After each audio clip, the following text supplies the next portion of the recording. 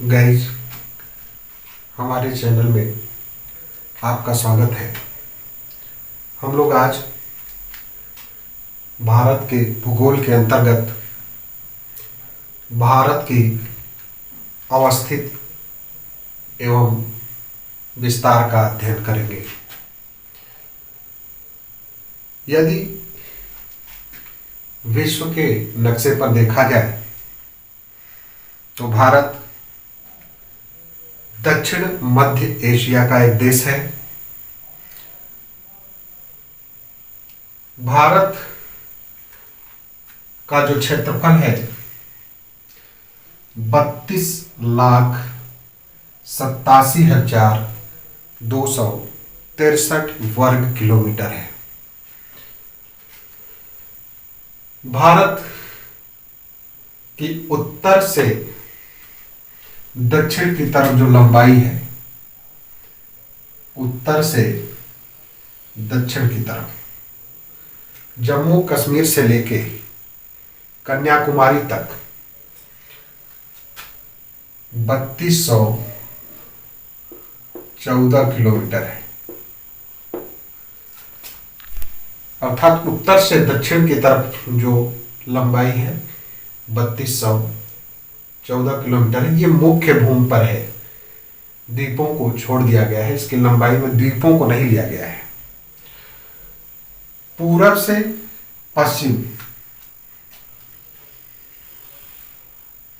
पूरब से पश्चिम की तरफ जो लंबाई है वो 2933 किलोमीटर है। भारत एक मानसूनी देश है। भारत की जो स्थिति है वह यदि ग्लोब पर देखा जाए तो उष्ण एवं उपोष्ण कटिबंध में यह स्थित है। साढ़े 23 अंश उत्तरी अक्षांश तथा 23.5 अंश दक्षिणी अक्षांश के बीच का जो भाग होता है उसे उष्ण कटिबंध के रूप में जाना जाता है। भारत जो है विश्व का 7वां सबसे बड़ा देश है। विश्व में इसके क्षेत्रफल का जो हिस्सा है वो 2.43% है। इससे जो बड़े देश हैं, सबसे बड़ा देश, विश्व का सबसे बड़ा देश जो है वो रूस है। रूस के बाद कनाडा, कनाडा के बाद यूएसए, यूएसए के बाद चीन, चीन के बाद ब्राजील,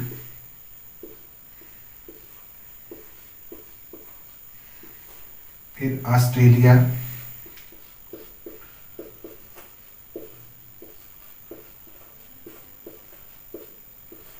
और इसके बाद 7वें नंबर पर भारत आता है।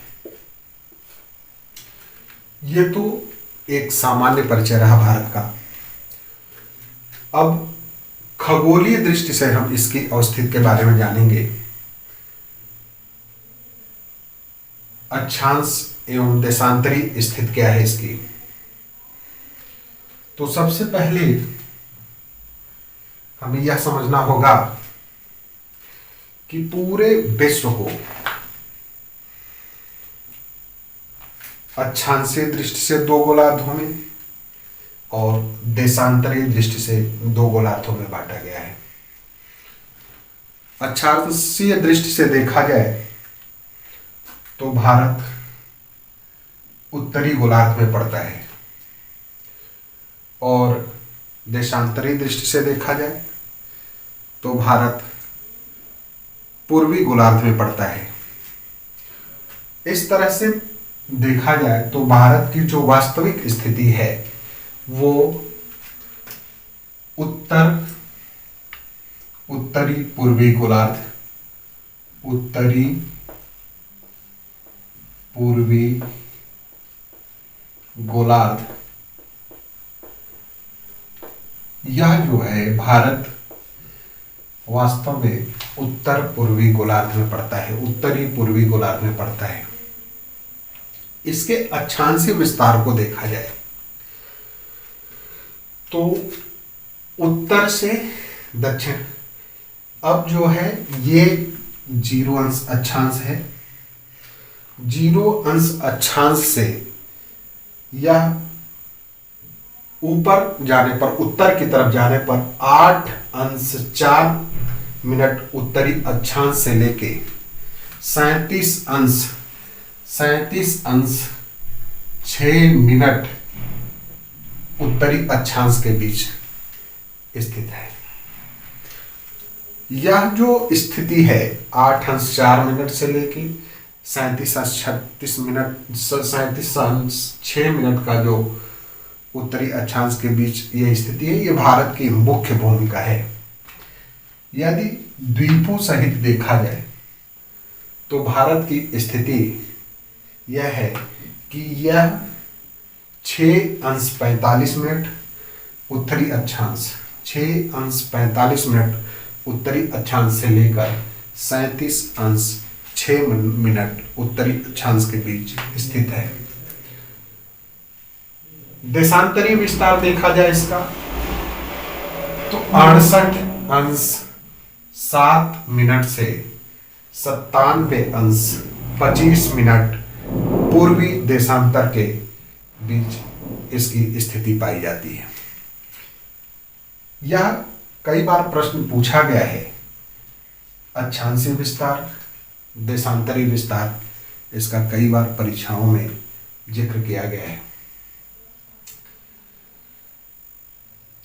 कर्क रेखा 23.5 अंश उत्तरी अक्षांश, 23.5 अंश उत्तरी अक्षांश भी भारत को 2 भागों में विभाजित करती है। भारत को 2 भागों में, ये 23.5 अंश उत्तरी अक्षांश है जिसको हम कर्क रेखा के नाम से जानते हैं। ये इससे भी बहुत सारे प्रश्न उठे हैं। इसमें यह प्रश्न उठता है कि भारत में कर्क रेखा किन किन राज्यों से गुजरती है या कितने राज्यों से गुजरती है। तो एक सीक्वेंस है इसका, सीक्वेंस से याद करेंगे तो अच्छे से याद हो जाएगा, नक्शे पर देख के याद करेंगे तो अच्छे से याद हो जाएगा। यह कर्क रेखा जो है भारत के 8 राज्यों से होकर गुजरती है, 8 राज्यों से, सॉरी 8 राज्यों से होकर गुजरती है, 8 राज्य,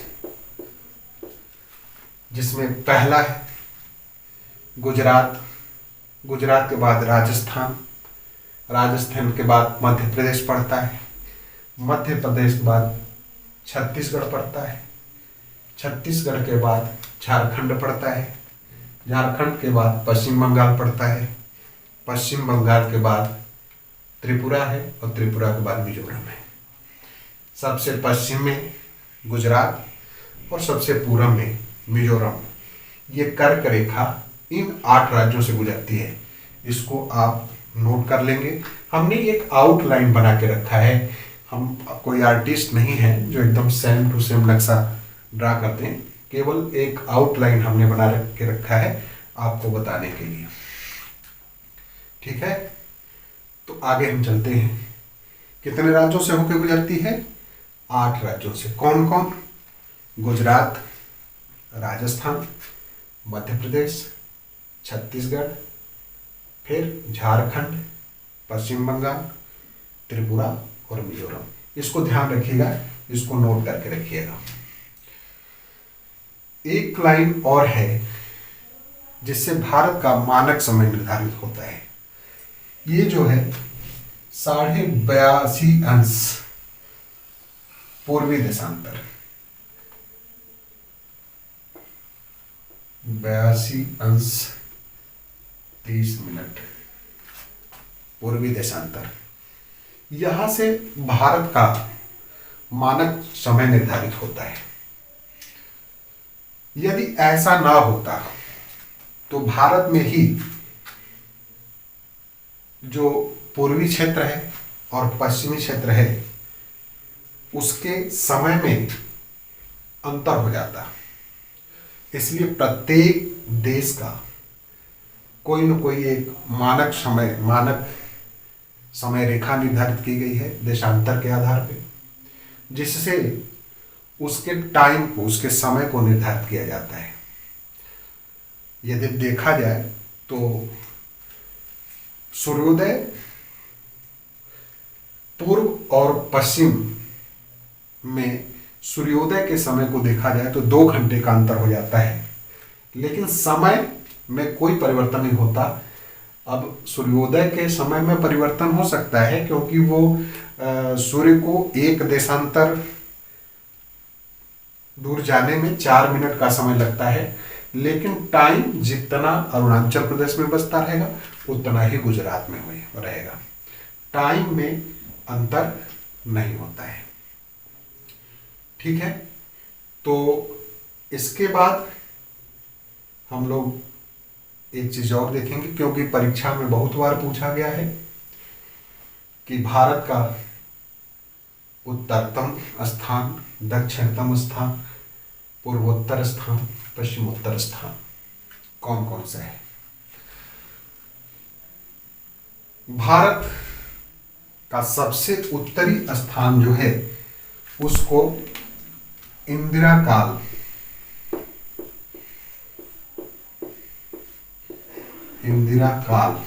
के नाम से जानते हैं। ये जम्मू कश्मीर में स्थित है।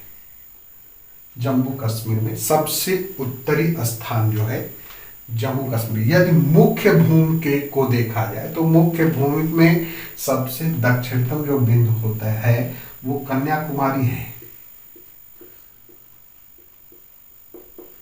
ये तमिलनाडु राज्य में कन्याकुमारी। लेकिन यह भारत का दक्षिणतम पॉइंट नहीं है। दक्षिणतम पॉइंट है इंदिरा पॉइंट।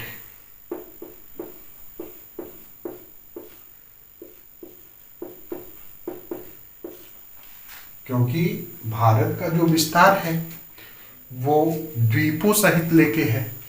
इसमें अंडमान निकोबार द्वीप समूह भी है। तो अंडमान निकोबार द्वीप समूह के एक द्वीप ग्रेट निकोबार पर यह स्थान पड़ता है जो भारत का दक्षिणतम बिंदु निर्धारित करता है। ये रहा उत्तरतम और दूसरा दक्षिणतम। उत्तरतम बिंदु कौन सा है? इंदिरा काल। और दक्षिणतम बिंदु कौन सा है? इंदिरा पॉइंट। ध्यान रखिएगा, नाम एक ही है, परिवर्तन ना हो, क्योंकि उत्तर दक्षिण में अंतर हो सकता है कि आप कंफ्यूज हो जाए कि इंदिरा काल कौन सा है, कहाँ का है, और इंदिरा पॉइंट कहाँ का है। अब पूर्वी और पश्चिमी देखा जाए तो पूर्वी पश्चिमी जो है, जो स्थान है वो गुजरात में पड़ता है। गौर माता के नाम से जानते हैं उसको।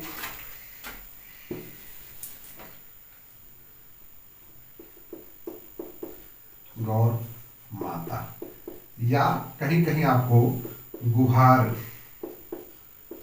मोती या गुहार मोती, ये नाम एक ही है। दोनों स्थान का नाम एक ही है। कहीं यह गौर माता लिखा हुआ मिल जाएगा और कहीं पर गुहार मोती लिखा हुआ मिल जाएगा। ये गुजरात में पड़ता है। और सबसे पूर्वी स्थान है किबिथो।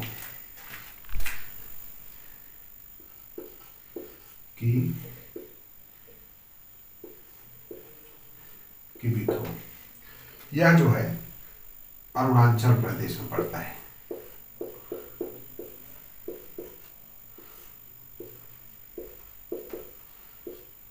अरुणाचल प्रदेश।